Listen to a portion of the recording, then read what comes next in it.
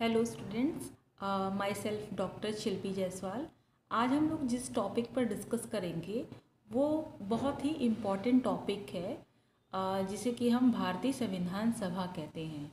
कोई भी आपका कॉम्पिटिटिव एग्ज़ाम हो, चाहे यूजीसी नेट हो, टीजीटी, पीजीटी या कोई भी एग्ज़ाम हो, कोई एंट्रेंस हो, तो उसमें कॉन्स्टिट्यूट असेंबली या भारतीय संविधान सभा से कोई ना कोई क्वेश्चंस ज़रूर आते हैं। तो आज हम लोग यहाँ पर भारतीय संविधान सभा को डिस्कस करेंगे। तो सबसे पहले हम ये देखेंगे कि जो कॉन्स्टिट्यूट असेंबली या संविधान सभा जो भारत में बनाई गई वो क्यों बनाई गई। तो सबसे पहले हम ये देखेंगे कि किसी भी प्रभुता संपन्न कोई लोकतांत्रिक अगर कंट्री है तो जाहिर सी बात है कि वहाँ पर कोई ना कोई लॉ होगा, कोई ना कोई कानून होगा, और वो कानून कौन बनाएंगे? जनता के प्रतिनिधि बनाएंगे, जो हम लोग इलेक्ट करके जो अपने वोट के थ्रू जो लोगों को चुनते हैं वो लोग बनाते हैं, और वही लोग लॉ बनाते हैं और जो कॉन्स्टिट्यूशन में ऐड होता रहता है। तो यहाँ पे भी ये बात आई थी कि जब हम स्वतंत्र हुए तो हमारे पास ये चुनौती थी कि जो भारत जो स्वतंत्र हो चुका है, अब वो किस तरीके से उसकी प्रशासनिक और कार्यपालिका कैसे चलेगी और कैसे सारी चीज़ें होंगी, यानी हमारी कंट्री किस तरीके से चलेगी। इसीलिए संविधान सभा जो है वहाँ पर बनाया गया। तो संविधान सभा की अगर हम लोग बात करें इतिहास की, तो सबसे पहले 1922 में गांधी जी ने कहा था कि हाँ, हम एक संविधान सभा होना चाहिए, और ये संविधान सभा जो है वह भारतीय द्वारा ही बनाया जाना चाहिए। तो पहले सर्वदलीय सम्मेलन में कॉमनवेल्थ ऑफ इंडिया बिल को प्रस्तुत किया गया था, जिसकी अध्यक्षता महात्मा गांधी ने की थी, और उन्होंने इस बात का उल्लेख किया, इस बात पर बल दिया कि भारत के लिए अगर कोई संवैधानिक प्रणाली होगी और उस संवैधानिक प्रणाली या उस संवैधानिक संस्था जो होगी उसका जो चुनाव होगा वो भारतीयों के अनुरूप ही होगा, ब्रिटिश या किसी और कंट्री के द्वारा नहीं होगा। तो फिर उसके पश्चात 1934 ने भी कांग्रेस ने भी इस बात पर बल दिया कि भारत के लिए एक संविधान सभा होना चाहिए, और उसके पश्चात 1940 के अगस्त प्रस्ताव में भी इस बात की मांग की गई। और फिर 1942 में क्रिप्स मिशन आया था, लेकिन क्रिप्स मिशन जो है कुछ कारणों से असफल रहा, और उसके पश्चात 1946 में कैबिनेट मिशन के थ्रू संविधान सभा जो है उसकी बात की गई। अगर हम लोग बात करें तो 1895 में बाल गंगाधर तिलक के निर्देशन में स्वराज विधेयक पारित हुआ था, जिसमें कि संविधान सभा के गठन की बात की गई थी। फिर 1922 में महात्मा गांधी जी ने भी कहा था। फिर उसके पश्चात 1934 में वामपंथी नेता एम.एन. रॉय ने भी संविधान सभा के गठन की बात की थी। फिर उसके पश्चात जो क्रिप्स मिशन आया था वो फेल हो गई, और उसके पश्चात कैबिनेट मिशन जो 1946 में भारत में आया, उसके द्वारा संविधान सभा जो है वो बनी। संविधान सभा की अगर हम बात करें कि किस तरीके से चुनाव हुआ था, तो यहाँ पर संविधान सभा के कुल 389 सदस्य थे, जिसमें कुछ प्रांतों से, कुछ देशी रियासतों से और कुछ केंद्र शासित प्रदेश से थे। और यहाँ पर प्रत्येक प्रांत को जनसंख्या के आधार पर बांटा गया था, और ये जो समुदाय के आधार पर बांटा गया था, जो कि मुस्लिम, सिख और साधारण थे। फिर 3 जून 1947 को आपको पता होगा कि माउंटबेटन योजना आई, और माउंटबेटन योजना के पश्चात भारत और पाकिस्तान का विभाजन हुआ, और पाकिस्तान के लिए एक पृथक संविधान सभा बना। और उसके पश्चात चूँकि जब पाकिस्तान के लिए पृथक संविधान सभा बना तो सदन की जो सदस्यता थी वो घटकर 299 ही हो गई, और उसके पश्चात इन्हीं में से सदस्यों ने जो संविधान सभा को पारित किया और उसके पश्चात उस पर हस्ताक्षर किए। तो गठन किस तरीके से हुआ कि जब संविधान सभा का गठन हुआ तो सबसे पहला जो कार्यवाही हुई थी वो 9 दिसंबर 1946 को हुई थी। उसके पश्चात 11 दिसंबर 1946 को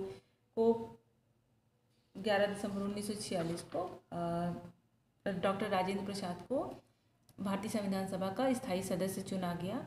फिर उसके बाद 13 दिसंबर 1946 को जवाहरलाल नेहरू ने एक उद्देश्य प्रस्ताव पारित किया था और उसके पश्चात धीरे धीरे जो संविधान सभा की जो कार्यवाही है वो आगे बढ़ती चली गई। संविधान सभा में कुछ इस तरीके से सदस्य थे, उनकी संख्या निर्धारित की गई थी। तो 9 दिसंबर 1946 में पहली बैठक हुई थी दिल्ली में प्रातः 11 बजे और उसके पश्चात जिसकी अस्थायी अध्यक्षता डॉक्टर सच्चिदानंद सिन्हा ने की थी। फिर उसके बाद 11 दिसंबर 1946 में डॉक्टर राजेंद्र प्रसाद को चुना गया। 13 दिसंबर 1946 को नेहरू ने उद्देश्य प्रस्ताव प्रस्तुत किया जो कि 22 जनवरी 1947 को पारित हुआ था। उसके पश्चात 29 अगस्त 1947 में एक संविधान सभा का एक महत्वपूर्ण समिति का गठन हुआ जिसे कि प्रारूप समिति कहते हैं और प्रारूप समिति के जो अध्यक्ष थे वो डॉक्टर भीमराव अंबेडकर थे। हम यहाँ पर बात करेंगे कि संविधान सभा में क्या महिलाओं की भी भागीदारी थी, क्या संविधान सभा में महिलाओं ने भी अपना प्रतिभाग किया था। तो हम पैट्रियार्की से इतने घिरे हुए हैं कि कभी हम उधर ध्यान ही नहीं देते हैं। तो हम ये तो याद रखते हैं कि डॉक्टर भीमराव अंबेडकर जो हैं वो एक ऐसे पुरुष थे, एक ऐसे महापुरुष थे जिन्होंने संविधान सभा में अपना महत्वपूर्ण योगदान दिया। उनकी योगदान को हम बिल्कुल भी नज़रअंदाज नहीं कर सकते। उनके बहुत सारे योगदान हैं जो कभी अगर हो सके तो आगे कभी किसी और वीडियो में हम डॉक्टर अंबेडकर की भी बात करेंगे। डॉक्टर अंबेडकर का भारतीय राजनीति के संदर्भ में उनका क्या महत्वपूर्ण योगदान रहा है। फिलहाल हम लोग ये बात करेंगे कि डॉक्टर अंबेडकर तो महत्वपूर्ण एक महापुरुष थे, लेकिन इसके साथ ही साथ अगर हम ये देखें कि महिलाओं की क्या बात है, क्या महिलाएं भी थीं, क्या भारतीय संविधान सभा में महिलाएं थीं, कितनी महिलाएं थीं, उनका क्या नाम था, आइए इस बात पर भी हम लोग एक निगाह डाल लेते हैं। तो कुल 15 महिलाएं थीं जो भारतीय संविधान सभा में अपना महत्वपूर्ण योगदान दिया। उनका नाम ये आपके स्लाइड पे दिख रहा हुआ है आपके स्क्रीन पे। आमो स्वामीनाथन, दक्षिणानी वेलायुद्ध, बेगम एजाज रसूल, दुर्गाबाई देशमुख, हंसा मेहता, कमला चौधरी, लीला राय, मालती चौधरी, पूर्णिमा बनर्जी, राजकुमारी अमृत कौर, रेणुका रे, सरोजनी नायडू, इनके नाम से तो आप परिचित ही हैं, सुचेता कृपलानी, ये भी, विजया लक्ष्मी पंडित और एनी मास्करइन। ये कुछ ऐसी महत्वपूर्ण महिलाएं हैं जिन्होंने संविधान सभा में अपना महत्वपूर्ण योगदान दिया और आधी आबादी होने के नाते हम इनके जो योगदान है या इनका जो नाम है वो हम बिल्कुल भी इग्नोर नहीं कर सकते हैं। हमको इनका योगदान हमेशा याद रखना चाहिए। संविधान सभा का कार्य निम्नलिखित रहा कि संविधान सभा ने क्या काम किया। संविधान तैयार करना, सारी चीज़ें, एक राष्ट्रीय ध्वज जो है वो अपनाया गया। अक्सर कंपटीशन में पूछता है कि राष्ट्रीय ध्वज कब अपनाया गया, तो 22 जुलाई 1947 को। फिर एक क्वेश्चन भी आता है कि ब्रिटिश राष्ट्रमंडल में भारत की सदस्यता को कब मंजूरी दी गई, तो मई 1949 में। कब हमारे डॉक्टर राजेंद्र प्रसाद जी को भारत का प्रथम राष्ट्रपति के रूप में चुना गया, तो वो तारीख है 24 जनवरी 1950। 24 जनवरी 1950 को ही राष्ट्रीय गान को अपनाया गया और 24 जनवरी 1950 को ही एक राष्ट्रीय गीत को भी अपनाया गया।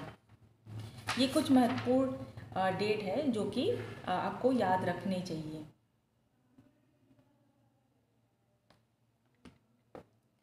प्रारूप समिति जिसकी बात हम लोगों ने अभी थोड़ी देर पहले की थी कि प्रारूप समिति के जो अध्यक्ष थे वो डॉक्टर BR अम्बेडकर थे और इसके साथ ही साथ प्रारूप समिति में कुछ और भी महत्वपूर्ण सदस्य थे जिनके नाम निम्नलिखित हैं।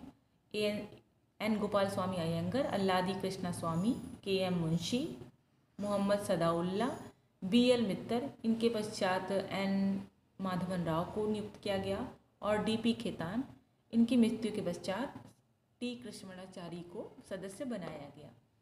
संविधान सभा में कुछ समितियां भी थीं जिनका जो महत्वपूर्ण काम ये था कि किस तरीके से एक उभरते भारत को या एक प्रगतिशील भारत को आगे बढ़ाने के लिए संविधान का निर्माण किया जाए। तो इसमें ये सारे जो समितियां हैं इनका भी महत्वपूर्ण रोल था। ये भी आपके एग्ज़ाम में अक्सर पूछता है कि किस समिति के कौन अध्यक्ष थे, तो इनको आप लोग ध्यान में रखिएगा।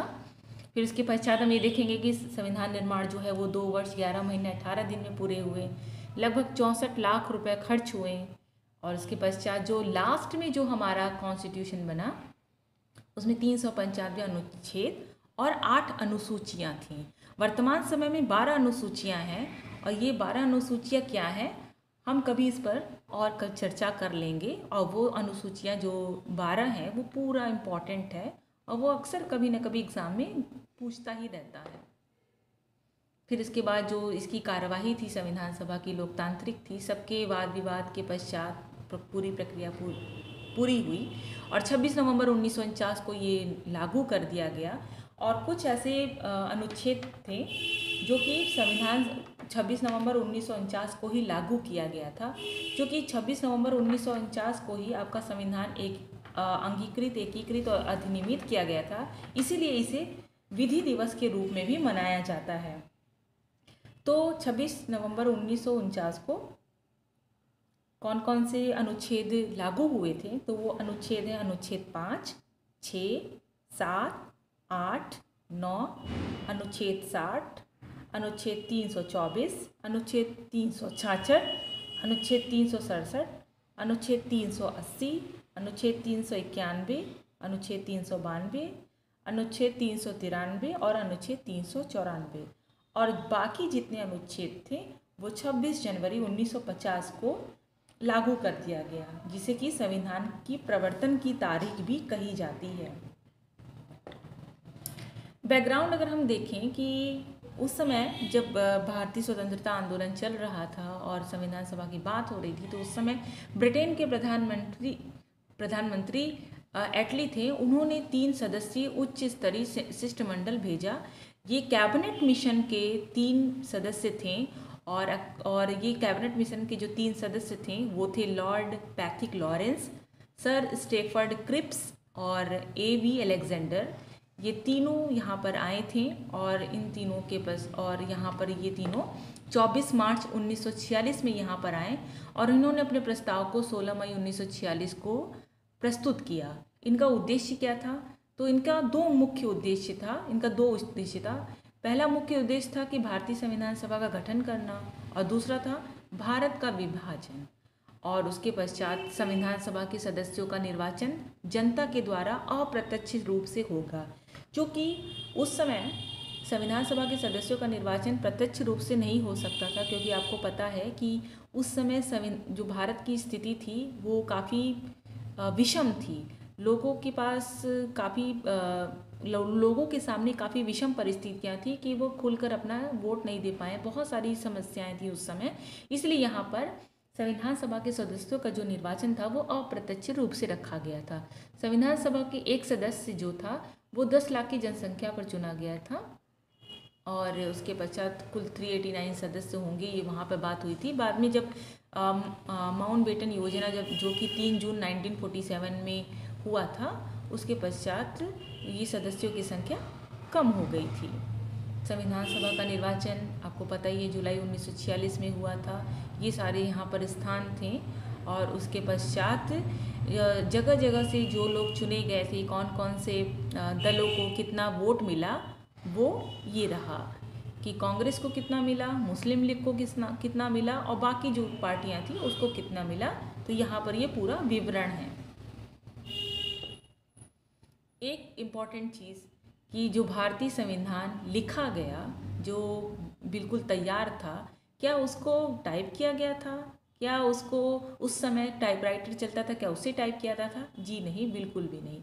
भारतीय संविधान उस समय हिंदी और अंग्रेजी दोनों ही भाषाओं में लिखा गया था और ये दोनों भाषाओं में जो संविधान लिखा गया वो हस्तलिखित थी। और भारतीय संविधान की जो मूल प्रति है उसको प्रेम बिहारी नारायण रायजादा ने लिखा था और इसके लिए उनको लिखने में 6 महीने लग गए और इसके बदले में उन्होंने कुछ भी मेहनताना नहीं लिया, कोई भी सैलरी नहीं ली, बस एक शर्त रखी कि संविधान के हर पृष्ठ पर वो अपना नाम लिखेंगे और लास्ट पेज पर वो अपने साथ अपने दादाजी का भी नाम लिखेंगे। फिर उसके पश्चात अगर हम ये देखें कि वो जो संविधान, जो ओरिजिनल संविधान, जो मूल प्रति है वो कहाँ है, तो एक हीलियम भरे गैस में संसद भवन में वो रखा हुआ है। और उसके पश्चात जो संविधान बना था उसके चित्रों को आचार्य नंदलाल बोस ने सजाया था और इसके प्रस्तावना पेज जो हम देखते हैं उसको राम मनोहर सिन्हा ने सजाने का काम किया था, जो कि नंदलाल बोस के ही शिष्य थे, और ये मूल प्रति आज भी रखी हुई है। अगर हम बात करें कि ठीक है, भारतीय संविधान सभा का एक गठन हुआ जिसका मुख्य उद्देश्य था भारत के लिए एक संविधान बनाना, लेकिन इसके साथ ही साथ हम इसको इग्नोर नहीं कर सकते हैं कि भारतीय संविधान जो बना उस पर बहुत सारे विश्व के प्रमुख संविधानों का भी प्रभाव था। तो बहुत सारे संविधानों से हमने कुछ न कुछ लिया है।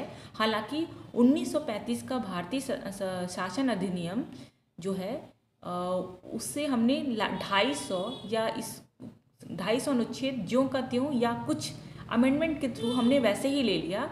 इसके अलावा भी हमने विश्व के बहुत सारे संविधानों से कुछ न कुछ लिया है। तो जाहिर सी बात है, हमने ब्रिटिश संविधान से भी कुछ न कुछ लिया है, जिसमें कि आपका पार्लियामेंट्री सिस्टम, उसके बाद प्रोसीजर कैसे होगा, संसदीय विशेषाधिकार, विधि निर्माण प्रक्रिया कि लॉ जो है वो किस प्रोसीजर के थ्रू बनेगा, और एकल नागरिकता, सिंगल सिटीजनशिप। हमारे यहाँ डुअल सिटीजनशिप नहीं है, हमारे यहाँ एकल नागरिकता है, और वो हमने ब्रिटेन के संविधान से लिया है।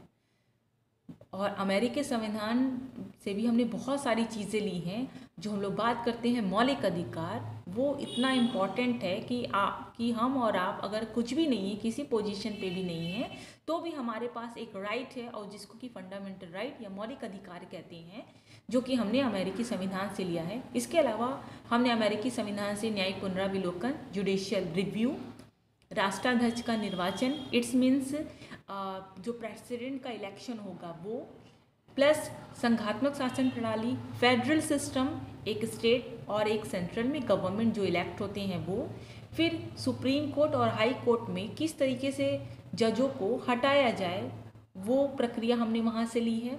इसके अलावा नीति निर्देशक तत्व, आपने बहुत नाम सुना होगा, जो कि directive principle of state policy जो है वो हमने आयरलैंड के कॉन्स्टिट्यूशन से लिया है। इसके अलावा राष्ट्रपति जो राज्यसभा में सदस्यों को मनोनीत करता है, और राष्ट्रपति की निर्वाचन प्रणाली भी जो है कि किस तरीके से प्रेसिडेंट इलेक्ट होगा, वो भी हमने आयरिश कॉन्स्टिट्यूशन से लिया है। संघीय शासन प्रणाली हम लोग बात करते हैं कि हमने कनाडा से लिया है। जो फेडरल सिस्टम 2 जगह पे है, एक अमेरिका में और एक कनाडा में।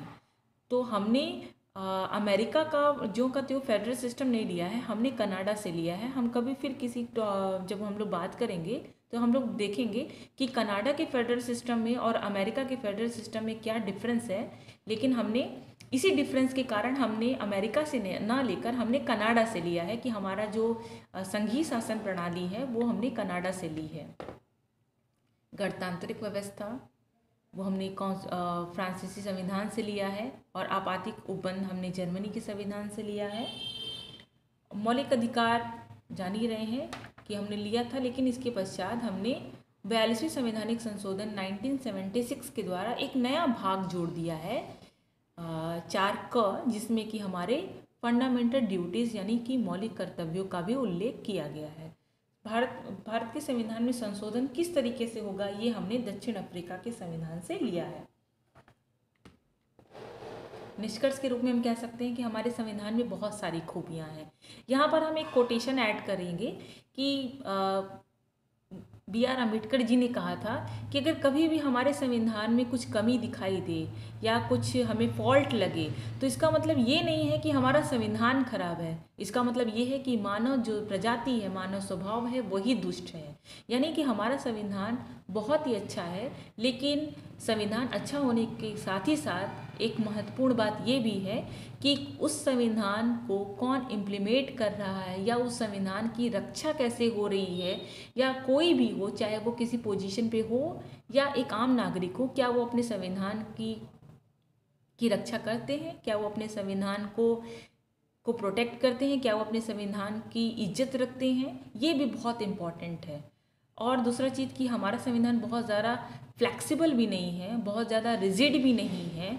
दोनों चीज़ें हैं कि अगर कॉन्स्टिट्यूशन में अगर अमेंडमेंट हो तो दोनों तरीके से हो सकते हैं। लेकिन हमारे जो कॉन्स्टिट्यूशन है वो तभी सक्सेसफुल हो पाएगा जब हर पोजीशन के आदमी, चाहे वो किसी पोजीशन पे हो या एक आम नागरिक हो, उसका यही मोटो होना चाहिए कि हमारा जो संविधान है उसमें जो लिखे प्रावधान है, जो उसके प्रोविज़न है, वो किसी भी स्थिति में उसका उल्लंघन ना हो। अगर आपको मेरा ये वीडियो अच्छा लगा तो आप लाइक और सब्सक्राइब ज़रूर करिएगा। Thank you.